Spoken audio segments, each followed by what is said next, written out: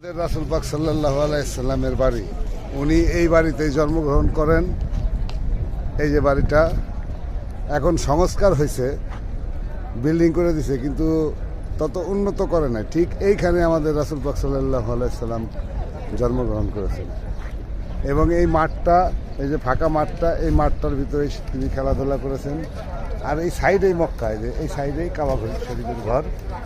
এখান থেকে ভিতরে গেলে কাবা শরীফের ঘর, এই বিল্ডিংটা পাড়ি দিলে কাবা শরীফের ঘর। আর এটা হচ্ছে হলো মক্কা টাওয়ার।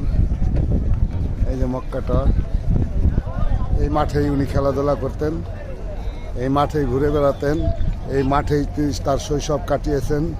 আর তার সাথেই বাড়ি ছিল যে আবু জাহেলের বাড়ি। এই যে আমাদের বাবা যান।